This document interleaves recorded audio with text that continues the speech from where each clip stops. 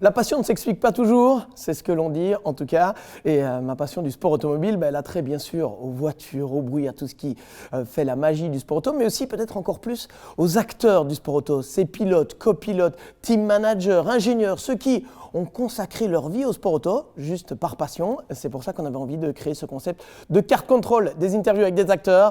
Et pour notre premier numéro, il sera donc notre parrain, c'est un champion du monde que l'on accueille. Bonjour André Lotterer. Bonjour Thomas. Merci d'être avec nous, c'est parti pour ce premier numéro de Carte Contrôle.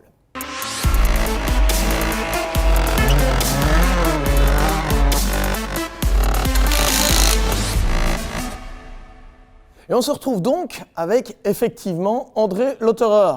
Première question, c'est un peu le warm-up en fait. André, on va se présenter. Objectif, finalement, te présenter si on devait le faire en 2 minutes. 2 minutes chrono, qu'est-ce qu'on peut dire? Citoyen du monde, pilote automobile. J'ai la nationalité allemande, mais j'ai grandi en Belgique, donc belge de cœur. J'ai vécu 15 ans au Japon. Ma vie s'est beaucoup tournée autour du sport automobile, mais j'ai beaucoup d'hobbies. J'aime la cuisine, la photographie, j'aime la glisse, jouer avec mon buggy. Donc, je ne sais pas si on a encore 2 minutes, mais...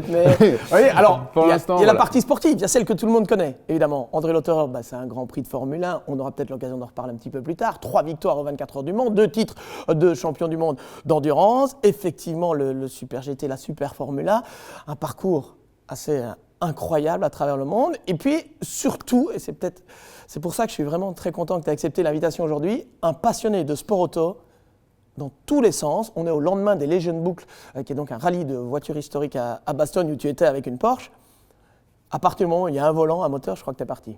Exactement, voilà. J'aime énormément ce que je fais. Je suis passionné du sport automobile. J'ai la chance d'avoir pu en faire ma profession et de toujours continuer à le faire à haut niveau, à mes 43 ans.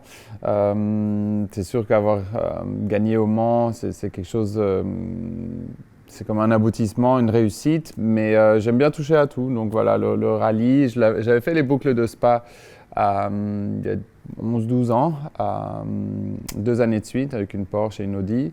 Et là, j'en reviens, je suis encore plein d'adrénaline et d'émotions de ce rallye parce que, évidemment, pour un pilote de circuit, la glisse, on n'y a pas trop droit. Donc là, on peut se lâcher, mais c'est sûr que ce n'est pas notre domaine non plus, donc on n'est pas tout à fait à l'aise. Mais j'aime beaucoup le car control et puis rouler avec les anciennes voitures à Goodwood, découvrir ce que les pilotes ont vécu à l'époque. C'est vraiment des belles machines, donc tout ça c'est où il faut encore rouler avec le talon de pointe, passer les vitesses, faire de la glisse et faire corps avec la voiture différemment, c'est super cool. Donc sortir un peu de sa zone de confort, c'est chouette.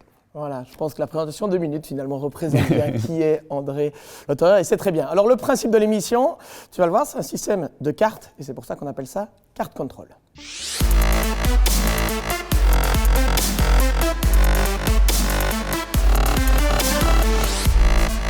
Alors évidemment, le carte contrôle, on le sait, tu l'as effectivement. Ici, on va mettre des cartes contrôle. L'objectif, c'est que finalement, tu joues un rôle dans cette émission. C'est toi qui choisis aussi l'ordre des sujets qu'on va aborder. J'en ai préparé quelques-uns.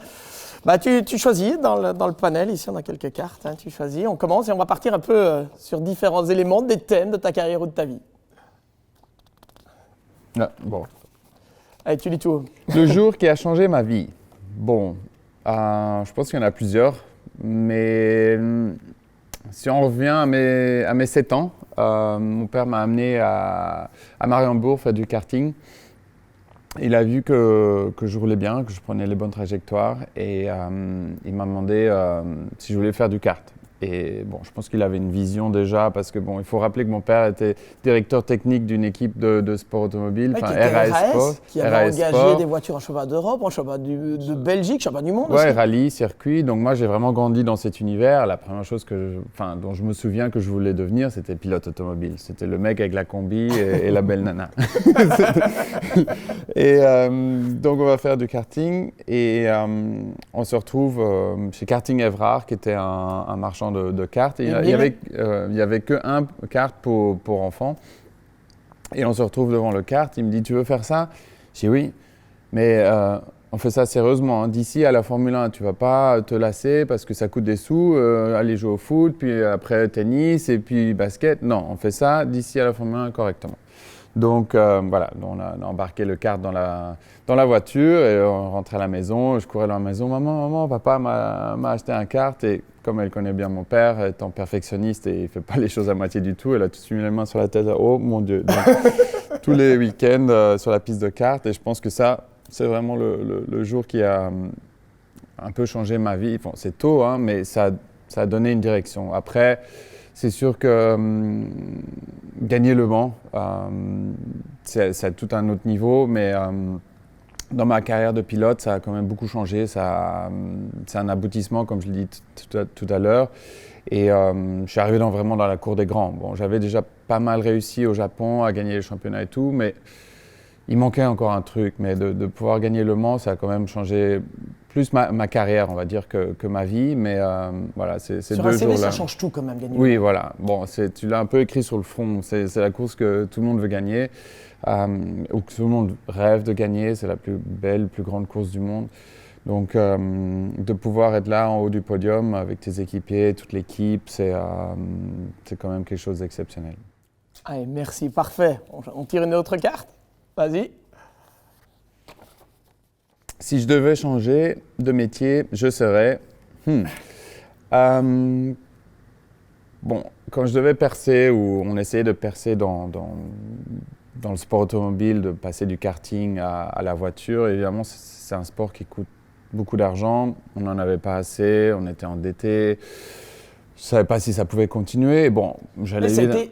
Je crois que tu ne viens pas d'une famille fortunée, alors ton papa était dans le milieu. Oui, mais on n'avait rien, on dire. n'avait pas d'héritage ni rien. Donc mon père a bien gagné sa vie en tant que directeur technique, mais quand on se met au sport auto, c'est vite parti le salaire qu'il avait. Donc avec le soutien de mon oncle, donc le frère de ma mère et tout, on a réussi à y arriver, mais c'était pas évident. On n'avait pas payé l'électricité, on était endettés, quoi. T'as vraiment des souvenirs marquants? Oui, très marquants. Ouais, il y en a pas mal. On était à la maison et puis la lumière s'est éteinte, quoi. Et puis on a dit qu'est-ce qu'on fait? Et on avait le générateur du bus pour le kart et on a mis, il y avait encore de l'essence, on l'a allumé, on a mis 2 câbles mâles. C'est comme ça que j'ai appris qu'on pouvait alimenter sa maison aussi avec un générateur. Et on l'a branché dans la maison et il y avait l'électricité encore dans la maison. Et puis on a continué comme ça jusqu'à ce qu'on a trouvé une solution. Mais bon, vu mes résultats, on devait continuer parce que sinon on allait tout perdre. Et bon, je continuais à gagner. Donc on s'est dit, bon, il faut tout faire. C'est sacrifice quand même, on n'imagine pas à quel point… Parce que toi, tu as réussi, mais il y en a peut-être qui ont été dans la même situation. Oui, ça c'est un peu la tristesse de sport que… C'est pas toujours le talent qui va t'y emmener. Peut-être que comme d'autres sports, c'est peut-être plus clair que, je sais pas, dans le foot, si tu as du talent, c'est plus facile à percer, je pense, que dans le sport auto, puisqu'il faut un peu les moyens, il faut être au bon endroit au bon moment, avoir un peu de chance d'être soutenu. Mais bon, pour en revenir à la question, bon, je me disais, qu'est-ce que j'aimerais étudier ou qu'est-ce que j'aimerais faire ? Et je voulais, je dessinais tout le temps les voitures pendant les cours, pour les jours où j'y étais, où j'étais pas à la piste de kart. Et je me suis dit, bon, j'ai regardé pour une école en Allemagne pour faire styliste de designer de voitures. Il y avait une bonne école là-bas. Mais voilà, bon, ma carrière a continué, mais c'est quelque chose qui m'aurait plu à cette époque-là. Après, aujourd'hui, je pense que je serais pilote automobile. Si je n'étais pas pilote, je serais pilote. C'est pas mal. Bon, on parlera éventuellement de la suite plus tard. Je continue alors. Allons-y. Un souvenir marquant de mon enfance. Les bêtises que j'ai faites. Bon, ce que j'ai raconté tout à l'heure, c'était très marquant, évidemment. Bon, ça, c'est un peu par rapport au sport. Tu as devancé les questions. Oui, mais après, j'ai une histoire. C'est pas tout à fait dans le sport, mais il y a une année où les profs faisaient grève beaucoup. Et avec mon meilleur pote, j'allais à l'école à Nivelles. Et lui, il habitait à Arken, donc pas trop loin. On arrive le matin à l'école, pas de prof. Bon, allez, ok, on va chez toi. Donc on passe la journée, ses parents sont pas là. Il habitait au milieu d'une ferme, enfin dans une ferme, au bout d'un chemin, après les forêts, en plein milieu des champs. Et pour y aller, tu quittes la route asphalte et c'est une étape spéciale, quoi. C'est du gravier. Et je dis, bon, on prend les voitures. Bon, on avait 13 ans. On va s'amuser un peu. Et ils avaient un Land Cruiser. Et donc lui, il roule, et puis c'est mon tour. Une journée d'automne, c'est mouillé avec les feuilles et tout. Et je sais pas pourquoi, moi j'ai pensé que c'est un 4x4. Et donc je suis dans le virage et je mets à fond en me disant que ça va tracter, mais il n'était pas mis le 4x4, c'était que propulsion. Donc le truc il se retrouve comme ça de côté, je monte sur le talus sur le côté, bam, je reviens à droite dans l'autre talus, je casse tout le flanc à droite. Je dis non, non, non, non, non, non, non, non. On se retrouve vraiment dans une c'était la voiture des parents de ton ami. Les parents de mon meilleur ami. On rentre, on la garde dans le garage pour que ça ne se voit pas. Elle était à sa place de toute manière. Sa mère revient avec l'autre voiture. Elle ne voit rien. On est là, on stresse. On se dit, qu'est-ce qu'on fait? On ne va rien dire. Et moi, c'était salaud de ma part. Je dis, mec, faut que tu dises que c'était toi. Ben, pourquoi? Ben oui, mais regarde, moi, je vais me faire tuer par tes parents et mes parents. Toi, tu veux juste te faire tuer par tes parents. On trouvera une solution plus tard. Ouais, peut-être, ok, t'as raison. Et donc, il a pris la balle pour moi, quoi. Donc, la mère a repris la voiture, elle allait chercher, enfin, le Land Cruiser. Elle est rechercher la petite sœur à l'école qui n'avait pas grève. Elle n'arrivait pas à ouvrir la porte. Donc, elle revient, et puis c'était l'engueulade, la grosse cata. Et puis moi, je sais pas, par après, à 13 ans, j'appelais chez Toyota, ça coûte combien une aile? Je n'avais pas un bal. Je dis, qu'est-ce que j'appelle là? Mais je voulais juste savoir. Et eux, donc son père, il a réparé l'aile. Et 2 semaines plus tard, lui, il fait pareil avec son frère. Exactement le même incident. Et moi, pendant 20 ans ou 15 ans, je vois cette voiture détruite. Et je me dis chaque fois, merde, c'est moi qui l'ai fait. Et puis, il m'a dit, je sais pas, j'ai découvert ça il y a 5-6 ans, qu'ils avaient réparé, que c'est lui qui l'avait recassé. Mais en tout cas, c'était un souvenir marquant et on est toujours amis. Et, je suis parrain de ses enfants. Et vous êtes toujours amis, c'est magique, voilà. Évidemment. Bon, je comprends maintenant pourquoi tu fais du circuit plutôt que du rallye dans ta carrière. Allez, on continue dans les premiers chapitres. On a encore quelques-unes là derrière. La personne qui m'a le plus inspiré, c'est surtout mon papa, évidemment, puisque sa manière de faire les choses, sa persévérance,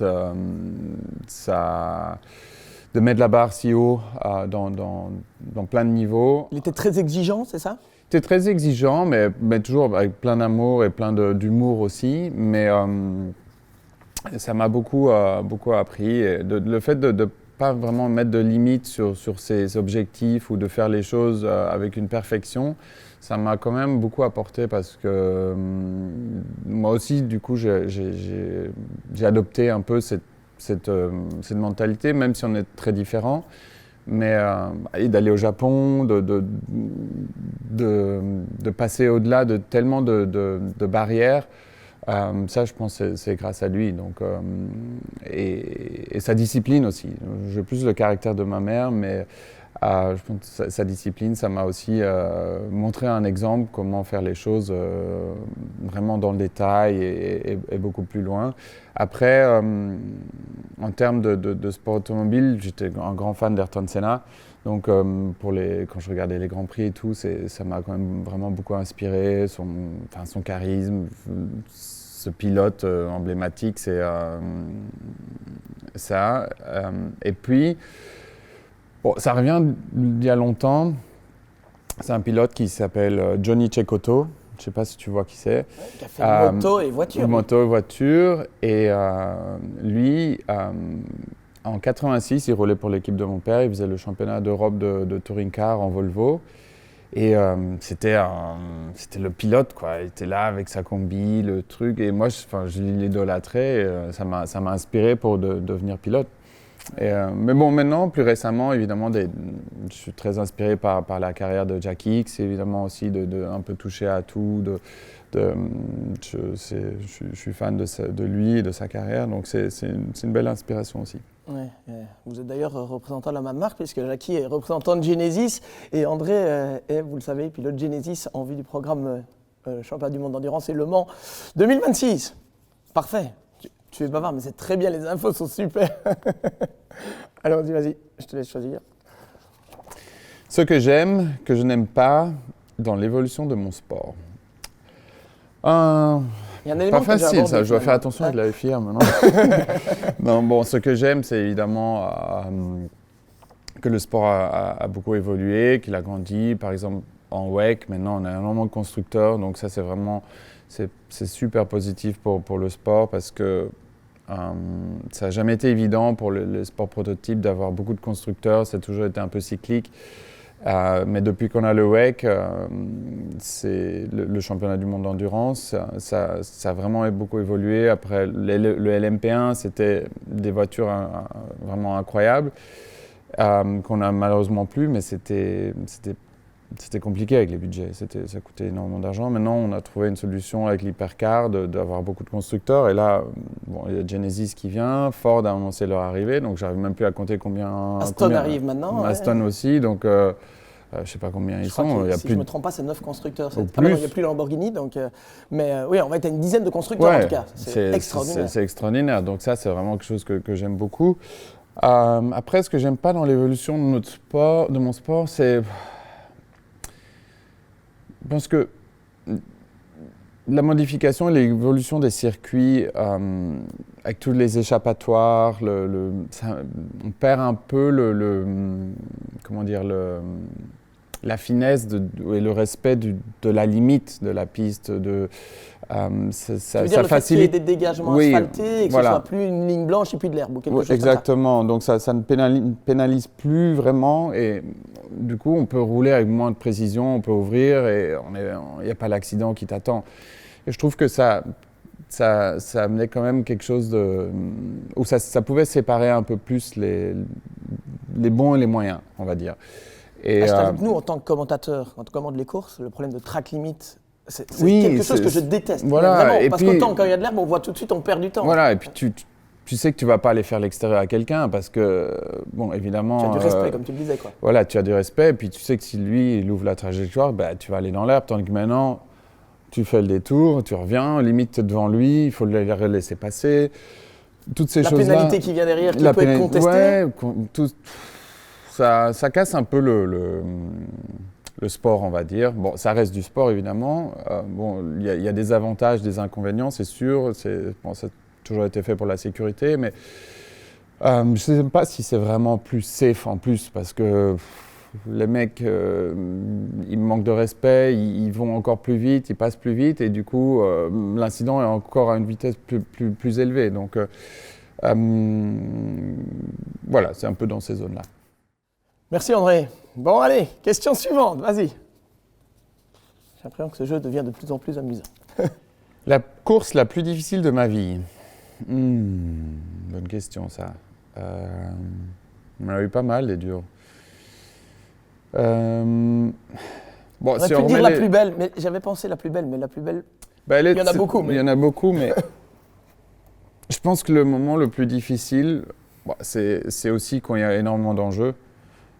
Bon, il y a des courses qui sont difficiles, mais si tu es derrière, bon, c'est déjà un peu perdu. Mais je pense, en 2011, quand on jouait la victoire au Mans, et qu'on se bagarrait contre la Peugeot, et qu'on était la seule Audi, qu'on n'avait pas d'autres équipiers pour on rappelle que les deux autres voitures avaient été accidentées en tout début de course. Voilà, et puis exactement. Vous êtes seul face à Peugeot. Enfin, Voilà, donc et la performance était vraiment identique. Et nous, notre joker, c'était de faire 5 relais sur les pneus. Ce qui est incroyable parce que tu es 3h45 dans la voiture, tu fais 750 km plus ou moins à 280 de moyenne. Et ça, c'était quand même quelque chose de très difficile. Et puis, il fallait remonter dans la voiture 2 heures après. Et là, on joue la victoire, enfin on se bat pour la victoire. Tu joues ta première victoire. Je joue la première victoire, on a la seule Audi et quand tu te dis les sous qu'ils mettent, tout repose sur toi. Et il commence à pleuvoir et on décide de rester en slick.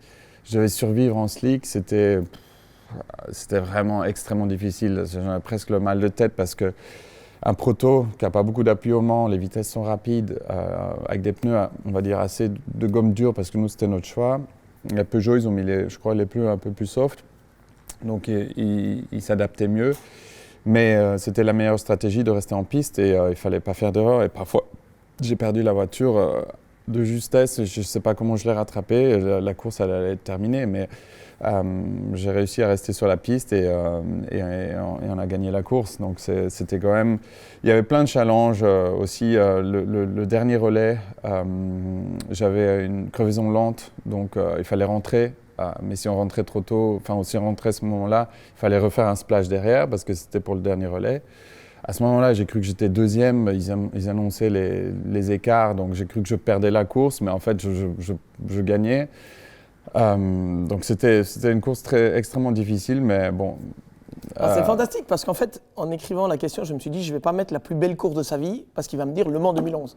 Oui. Et c'est aussi celle, je pense aux yeux de beaucoup de monde, c'est ta première victoire au Mans, tu l'as dit, ça a changé ta carrière, mais c'est aussi celle où tu te révèles vraiment, non? Oui, exactement. Ça vraiment…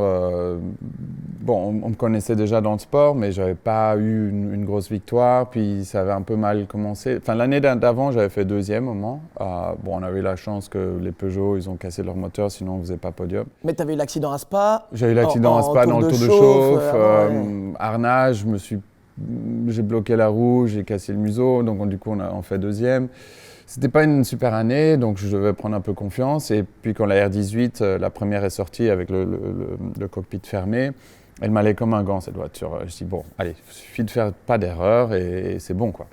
Mais bon, la course évidemment était vraiment emblématique avec tous les challenges qui sont venus sur nous avec mes équipiers. Donc voilà, c'était une course très difficile, mais on s'en est bien tiré. Ouais, une super victoire. Merci André. Allez, on continue.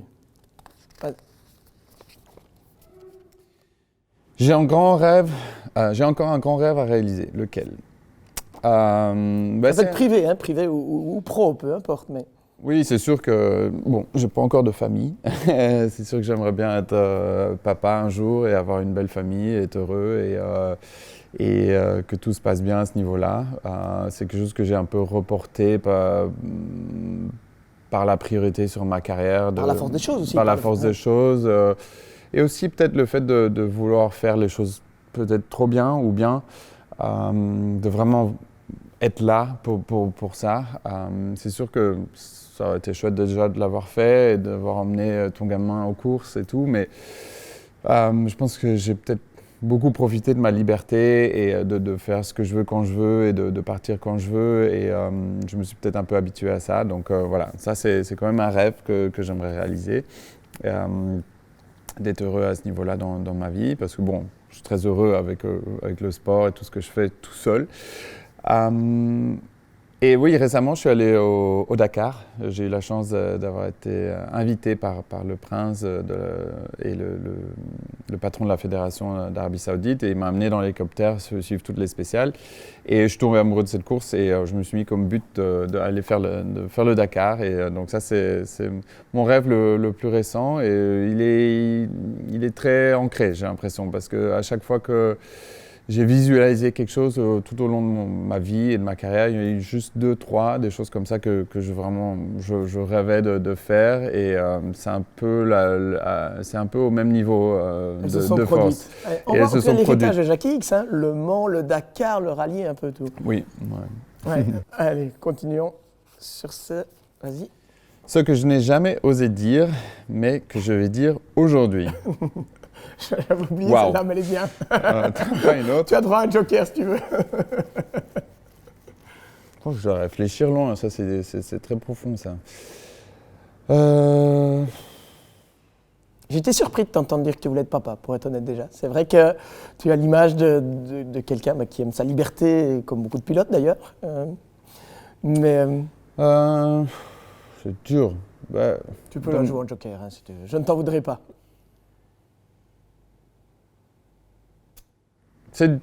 Ouais, je sais pas, de peut-être avoir regretté de pas avoir choisi de rouler pour Toyota. Je l'ai pas dit parce que bon, j'étais encore en contrat Porsche pendant toutes ces années. Ça c'est bien. Quand Audi s'arrête, voilà, tu as la possibilité d'aller. Exactement, pour revenir un peu en arrière. 2016, ça. Fin 2016, Audi décide de s'arrêter alors que bon, j'avais encore un contrat. Et mon monde s'est un peu écroulé parce qu'on avait la Dream Team, on était vraiment chez nous, on se sentait trop bien dans ce team. Et bon, comme j'avais des bons résultats, j'avais une offre de Toyota, puis j'avais un énorme historique avec eux aussi, avec ma carrière au Japon. Et si on connaît la mentalité japonaise, ils sont très loyaux. Et ils m'avaient déjà fait une offre auparavant que j'avais refusée puisque j'étais chez Audi avant, donc ils comprenaient. Et là, quand Audi s'est arrêté, ils m'ont offert vraiment une très très belle offre que au début j'ai accepté. Et puis au final, le lendemain, je me suis réveillé et j'ai dit non, j'ai quand même envie de rouler pour Porsche, c'est quand même légendaire et tout. Et quand tu nais, ton papa prépare des Porsche. Hein. Oui, voilà. 81, 82, ton papa à l'époque c'était des Porsche. Voilà, j'ai un peu grandi là-dedans. C'est la voiture de rêve de chaque enfant et de se dire d'aller rouler au Mans. Pour Porsche, c'est quand même quelque chose d'extraordinaire. Mais j'ai sous-estimé un peu cette situation. Bon, l'offre de Toyota était meilleure, j'avais cet historique, j'ai un peu sous-estimé ça, plus ce qui s'est passé dans le groupe Volkswagen avec le scandale du diesel. Je me suis jamais dit que Porsche allait arrêter. Et donc, je signe un contrat de 3 ans avec Porsche, avec la vision de continuer de gagner au Mans, parce que ça, c'était mon grand but. Mais ils arrêtent après 1 an. Donc je me retrouve sans rien, à devoir... déjà, quand j'ai commencé à tester la voiture, elle ne m'allait pas très bien.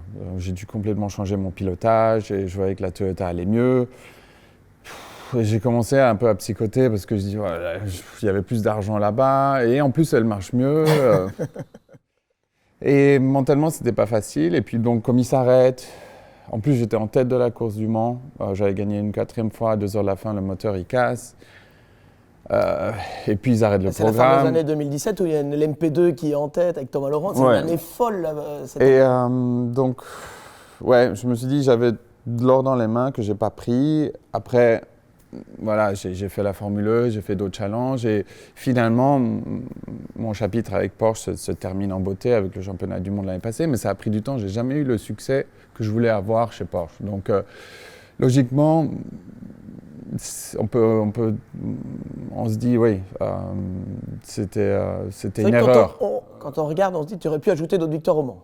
Voilà, parce que Toyota était tout seul, ils ont continué à gagner 3-4 fois, donc je me serais peut-être retrouvé à 6-7 victoires au Mans. Toi, tu avais vu chez Rebellion. Voilà, donc j'ai dû un peu...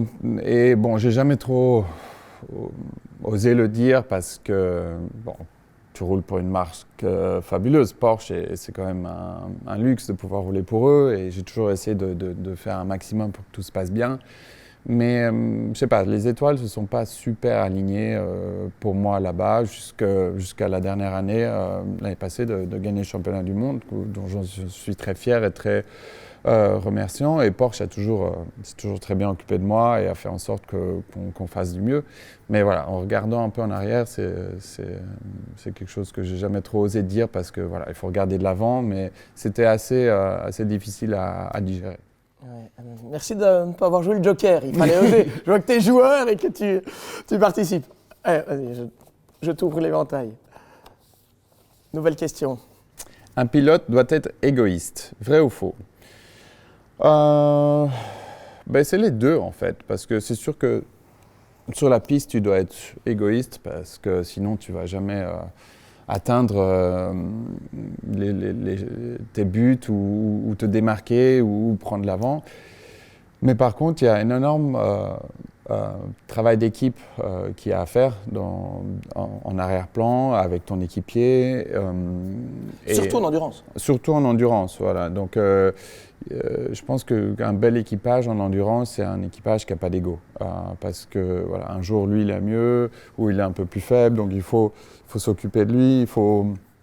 Et tu sais que quand on parle de manière unanime dans le monde de l'endurance, l'équipage idéal endurance que tout le monde définit, si on en parle, c'est toi avec Benoît Trélier et Marcel Fessler. C'est votre trio qui finalement a été vu il y a une dizaine d'années, en tout cas, comme le trio magique. Ouais, c'était la Dream Team, et parce que justement, on n'avait pas d'ego.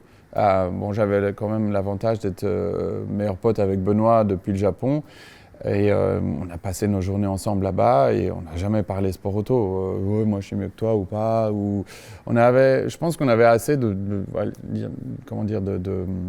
confiance en soi pour pas avoir besoin du sport auto pour se profiler. Et je pense que ça c'est, il faut avoir un peu ce mix. Il faut trouver. Je pense pas par nature on est catégorisé égoïste. Mais je pense pas qu'il faut l'être. Il faut avoir le feu, la rage de vaincre, de la motivation. Il y a plein de choses qui sont beaucoup plus importantes que d'être égoïste. Et je pense que, évidemment, beaucoup de pilotes égoïstes ont réussi, mais je pense que c'est plus sympa de réussir sans être égoïste et grâce à d'autres qualités. Ouais, l'esprit d'équipe, évidemment. Voilà. Dieu sait que c'est important. C'est aussi pour ça, d'ailleurs, je pense que tu as été choisi comme leader chez Genedis. À mon avis, ça doit jouer. Ça fait partie de tes qualités humaines, j'en suis sûr. Dans une équipe, ça aide en tout cas. La Formule 1. Question suivante, du coup, évidemment. Voilà, la Formule 1, sans regret. Tu étais programmé pour la F1 à un moment. Moi je me souviens des... C'était le but, Jaguar, évidemment. notamment. Voilà, quand je suis passé du kart à la Formule BM, j'ai tout gagné. Du coup, j'ai eu le soutien pour passer en F3. Red Bull a payé toute ma saison. C'était la première F3 aux couleurs de Red Bull complète. J'ai gagné 3 courses, donc j'avais un bon manager qui avait des bons contacts en F1. J'avais le choix entre aller chez BM, vu comme j'ai évolué dans le championnat de Formule BMW, donc BMW a un œil sur moi. Je me souviens, j'avais 16 ou 17 ans, j'ai appelé Gerhard Berger et on a discuté.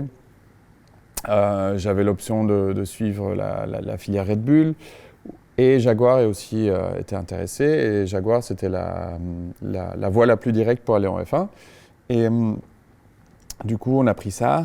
Et donc j'ai fait pas mal de tests en F1, donc je me suis prouvé dans l'équipe que je savais rouler, mais politiquement, je n'étais pas au bon endroit au bon moment. Les gens qui m'ont soutenu n'étaient plus là. La politique a changé et je me suis retrouvé sans rien, et donc c'est pour ça que je suis allé au Japon. Ce qui est fou, c'est que tu as quand même fait un Grand Prix F1. Oui, mais après, 2014, après, je crois, avec 2014, voilà. Et j'ai jamais eu la chance de pouvoir me prouver. Donc voilà, j'étais pas, je pense, dans le bon giron de management. La F1, c'est géré par 3-4 clans. Hein. C'est Briatore, puis 2-3 autres managers. Et Niki Lauda a repris le dessus de l'équipe et j'étais pas dans ses plans. Quoi qu'il arrive, même si je roulais bien ou pas bien, voilà, ça s'est terminé là. Et mon manager, du coup, il n'a pas vraiment essayé de chercher autre chose. Donc, je suis allé au Japon. Et ouais, le regret que j'ai, c'est de ne pas avoir poussé plus personnellement. Je me suis trop reposé un peu sur mon management. J'étais peut-être trop humble ou trop timide. Et j'ai roulé au Japon et je me suis peut-être pas rendu compte de la valeur que j'avais de continuer à rouler dans les monoplaces de haute performance là-bas. Et que je pouvais être un asset ou un bien pour une équipe de F1 et de ne pas m'être allé vendre moi personnellement et de montrer mon propre intérêt. Avec le recul, est-ce que tu as le profil d'un pilote F1 ? Parce qu'on parlait de l'égoïsme il y a quelques instants notamment. Oui, c'est sûr qu'en F1, l'égoïsme il est très, très présent parce que voilà, le premier que tu veux battre, c'est ton équipier, limite tu ne lui parles même pas.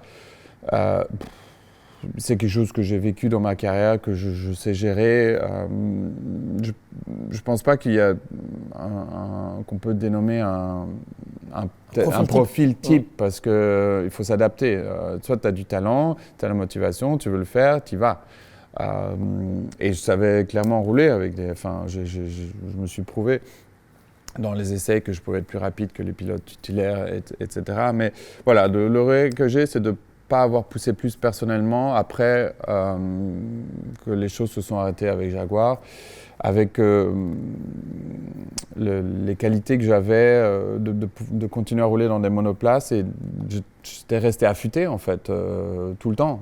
J'avais l'expérience, je roulais avec des voitures rapides, donc de sauter dans une F1, ça allait pas être compliqué.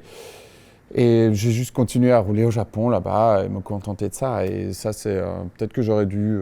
Mais bon, après, c'est vraiment si on me pose la question sur la F1, sur ma carrière en général, j'ai pas ce regret-là. Je suis très très content de ma carrière, de ce que j'ai réussi jusqu'à présent. N'oubliez pas, vous pouvez vous abonner à cette chaîne YouTube Tom Corner aussi, et puis on remercie le Club DV, tant que j'y suis, de nous avoir accueillis. On continue avec la question suivante. Alors André, allez, question suivante, il ne reste que quelques-unes, mais on va terminer. Si je pouvais vivre à une autre époque, je choisirais les années 60, je pense. Ah ouais Ouais. Le style, les bagnoles, ouais. 60, 70, il y en a qui me disaient, à part que tu fumes pas, il y en a qui m'ont déjà dit, André Lotto, c'est un peu James Hunt.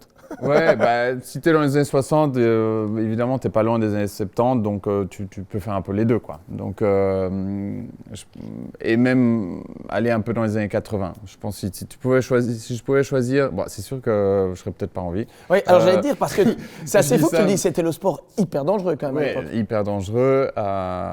Mais voilà, si on enlève ça, entre les voitures, allez, à partir de 65, 67 jusqu'à fin mi-années 80, j'aurais bien voulu être au top de ma carrière, comme je le fais maintenant, mais allez, 30 ans ou 35 ans en arrière.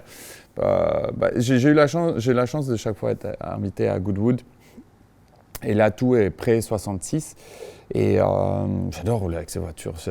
Parfois, j'ai l'impression que je suis pas né à la bonne époque. Et puis, bon, les voitures, c'était tellement dingue. Les groupes C, tout ça.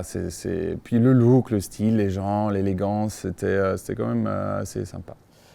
J'ai l'impression que les pilotes travaillaient moins aussi à l'époque. Alors, travaillaient moins dans le sens moins de simulateurs, moins de contraintes, moins de médias, moins de... T'es pas un fan du simulateur? Bon, c'est sûr que le simulateur, on n'a pas signé pour ça quand on a commencé le sport automobile. C'est arrivé par après, on se dit c'est quoi ce machin? Mais ça fait partie de l'évolution et du travail et c'est des gains à chercher. Mais c'est sûr qu'à cette époque-là, je pense que c'était plus un truc de puriste. Le talent pur. Voilà, le talent pur. Tu n'avais pas les datas. Donc, on s'entraînait moins sur les circuits aussi. Oui, beaucoup de circuits routiers. Et si tu passais un virage plus vite qu'un autre, c'était pour toi. Je pense que maintenant, tout est décortiqué. Tous tes équipiers peuvent le voir, comment tu l'abordes, donc la fenêtre, elle c'est dans ce devient sens-là que je dis petite. effectivement qu'il y avait moins de travail et plus de talent Voilà. pur. Quoi. Voilà. Donc après, je ne sais pas comment ils faisaient, quelles astuces ils avaient, mais voilà, si je pouvais choisir, c'est sûrement ça. Une belle période, effectivement, aussi. On est sur le podium des 3 dernières questions. Est-ce qu'il y a un piège, non? Une dernière course à disputer. Laquelle, quelle voiture et quels équipiers? J'ai encore pas mal de challenges devant moi. J'ai jamais fait les 24 heures de Daytona. Donc je pense que c'est dans les plans de Genesis avec leur programme IMSA. Ça ce serait avec notre Genesis dans quelques années. Quels équipiers, ça, bon, dans ce contexte-là, c'est difficile à dire parce que bon, on n'a pas encore choisi nos pilotes et c'est un univers professionnel. Mais on va faire autrement. Bon, si on va tes faire équipiers idéaux. mes équipiers idéaux, j'ai énormément apprécié et beaucoup aimé de rouler avec Lorenz et Kevin l'année passée. On a beaucoup rigolé. Je n'ai pas pensé que j'allais avoir un plaisir dans un équipage comme je l'avais eu avec Benoît et Marcel, qui était quand même un top team. Mais j'irais sur un truc rigolo avec mes meilleurs potes ou genre faire les 25 heures Fun Cup avec mes meilleurs amis, de faire un truc rigolo comme ça ou faire le Dakar pour rigoler aussi avec un de mes meilleurs amis et se faire une aventure comme ça. Donc ça, c'est des choses qui sont un peu plus décalées du monde idéal, la compétition pure. Voilà. Vas-y, encore une question. L'avant-dernière. Comment je me vois dans 5 ans et dans 10 ans? Bon, dans 10 ans, j'aurai peut-être plus de rides et des cheveux dans 5 ans, bon, alors, on a 11 jours d'écart, en fait, avec André, pour savoir, dans notre naissance, mais tu as plus de cheveux que moi encore. Hein. Dans 5 ans, j'aurai quoi? J'aurai 48 ans. Toujours pilote? J'aimerais toujours être pilote, mais je me suis mis comme but de au moins rouler à haut niveau jusqu'à mes 46 ans, 45-46. Là, tu relances le programme Genesis, voilà. On le rappelle. Donc cette année, on est au début 2025, tu vas presque pas rouler en course. Voilà, pas de course, mais par exemple, peut-être des courses à Goodwood, mais focus sur le développement de l'équipe et puis le développement de la voiture sur la deuxième partie de l'année. Donc de faire une bonne fondation pour que tout se passe bien. Et puis 2 ans de course encore, et puis on verra. Les portes sont ouvertes si je continue à performer, je pense, et après on verra. Mais j'aimerais toujours quand même rouler, peut-être à un niveau plus bas. Faut voir. J'ai jamais trop été un fan du GT. Mais qui sait, dans un autre contexte, avec une nouvelle marque. Je me souviens, en 24 heures de Spa, tu étais venu avec Audi, avec WRT. Oui. Et je sais que tu m'as dit une époque, ça m'énerve parce que ça, c'est la course que j'aimerais quand même vraiment gagner. Oui. Mais qui, à l'époque, aujourd'hui, bon, il y a l'équilibre avec le Mans, mais à l'époque, c'était la course. Enfin, c'est ce que tu m'avais dit. C'est la course la plus difficile à gagner. Très difficile.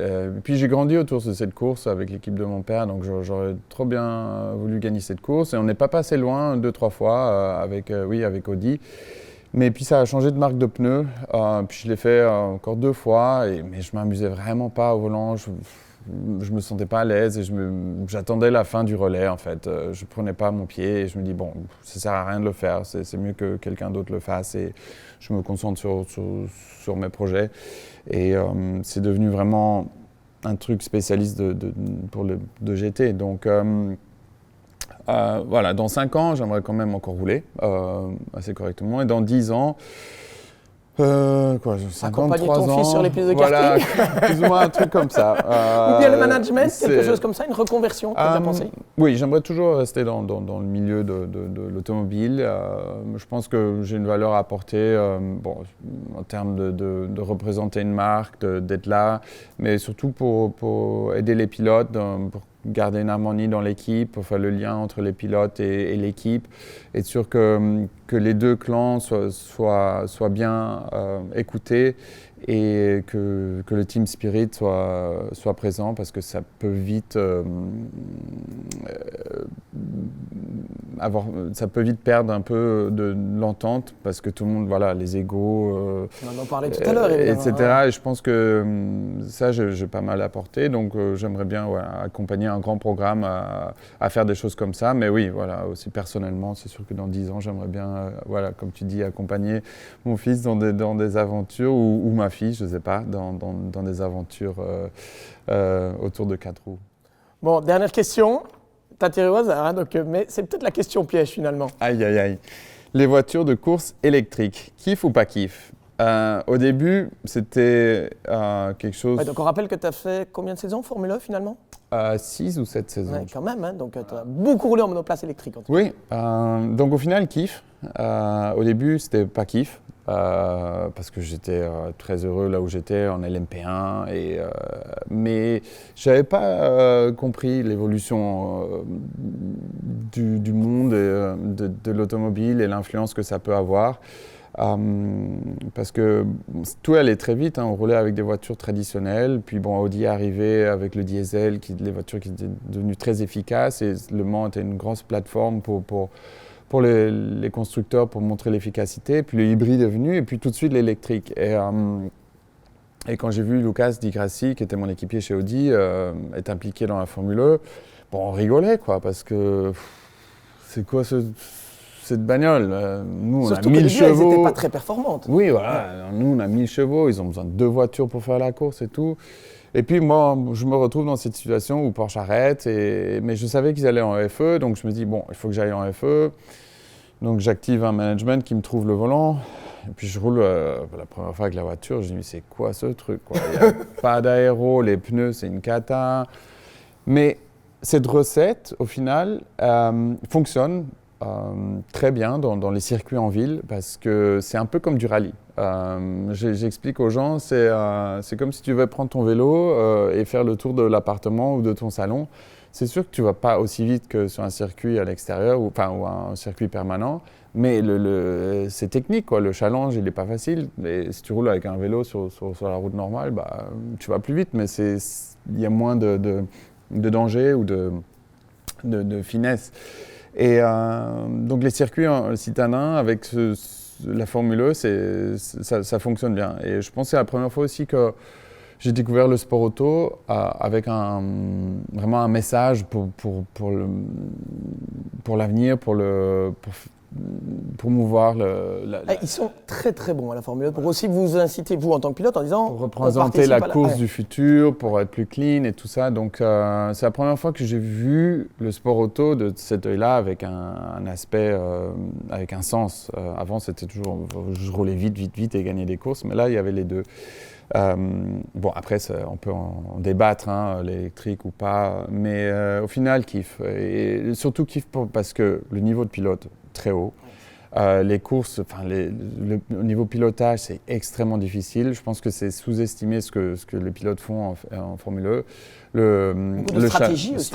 Voilà, challenge stratégie avec les ingénieurs. Tu vas vraiment chercher le minimum du poème de l'efficacité. Tu dois faire ta stratégie en course.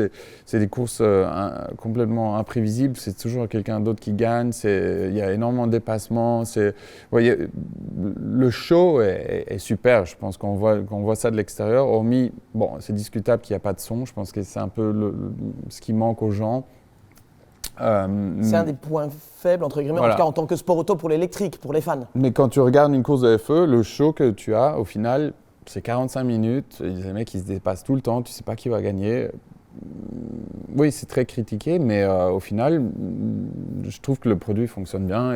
Ça va te servir aussi, ce que tu as appris en Formule 1, pour la suite, la gestion de l'énergie et des choses comme ça? Exactement, et surtout au niveau technique, toutes les choses que j'ai apprises d'aller chercher dans des détails que je ne connaissais même pas. Donc l'expérience de la Formule 1 m'a beaucoup apporté, pour revenir en proto, d'aller chercher des solutions, surtout avec le software, et de comment régler la voiture, et chercher des solutions qu'avant que tu ne connaissais pas du tout. Bon, il n'y a pas de doute, tu as du kart control. Il avait déjà le kart control, il y a le kart control. On a fini ce tour kart control, il nous reste un petit truc à faire. À la fin de la course, quand tout s'est bien passé, il y a un tour d'honneur.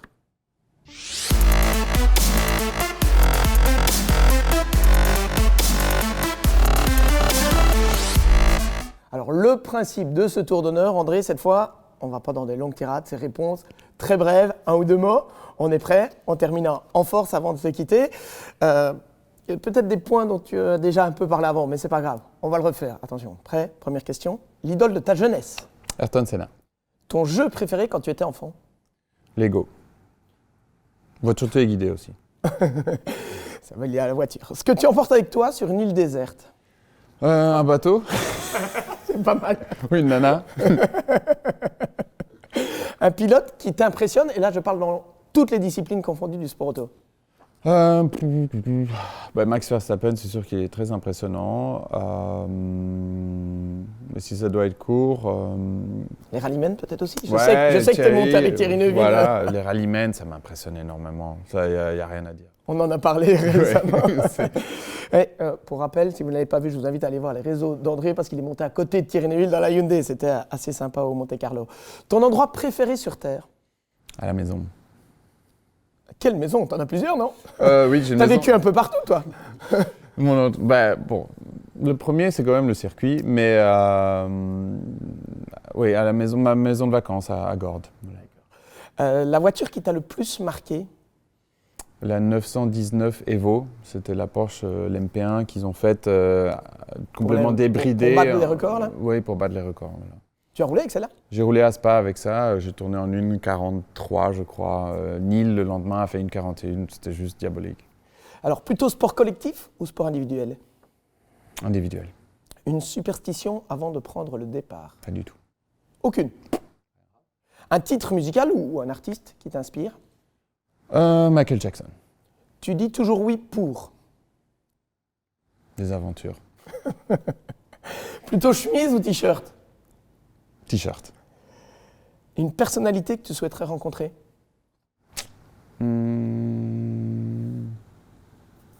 Sont mortes. Peu importe, allez, morte ou vivante, tu aurais aimé rencontrer qui? J'aurais aimé rencontrer Ayrton Senna. 3 mots qui te Ou Mario définissent. Andretti, j'aurais bien voulu le rencontrer quand j'ai roulé pour lui, mais il n'est pas venu à des courses. Voilà. Il est encore vivant, Mario. Oui, il est encore Donc il y a encore vivant. moyen. Voilà. On lui passe le message, je doute qu'il nous écoute. Mais 3 mots pour te définir? Généreux, authentique et fun. À la maison, tu parles tout le temps de voiture, vrai ou faux? Faux. Entraînement physique. Souvent quand même. Ah, souvent. Je me disais Mais bien. pas tout le temps. L'entraînement physique, c'est un plaisir ou une punition? Plaisir. Ta nourriture préférée? Japonaise. Ou celle de maman. Ah, salut maman. Le plus grand champion automobile de tous les temps? Pour moi, c'est quand même Jackie X parce qu'il a vraiment réussi à gagner tellement de choses dans différentes disciplines. Mais je suis fan d'Ayrton Senna, mais je pense que Alain Prost a quand même été très impressionnant parce qu'il a réussi à battre tous ses équipiers. Ils étaient tous des grands champions. Oui, c'est vrai aussi. C'est quoi une bonne voiture de course? C'est une voiture avec laquelle tu peux faire corps et tu fais ce que tu veux et c'est un ensemble. Voilà. Tu ne dois pas te chercher longtemps à se comprendre. Dernière question. Tu es fier de? Je suis fier de ce que j'ai pu atteindre, d'avoir des parents comme j'ai eu, qui ont pu me donner l'opportunité de faire ce que je veux dans ma carrière. Donc oui, je suis fier d'avoir eu des parents comme ça. Merci André. Et puis nous, en tant que chaîne Top Corner, on était très fiers de t'accueillir pour le numéro 1 de Kart Control. C'est en quelque sorte notre parrain. Merci une fois encore au Club DV de nous avoir accueillis. Vous connaissez le principe, hein, vous vous abonnez, vous likez, vous cochez la cloche. Enfin, je ne suis pas un spécialiste YouTube, mais si vous aimez la passion, c'est écrit là. Hein. D'ailleurs, Top Corner, un coin pour les passionnés. On se retrouve tous ensemble. André, un immense merci. C'était vraiment un honneur de t'accueillir dans ce premier numéro. Un grand plaisir. Merci à toi. À bientôt.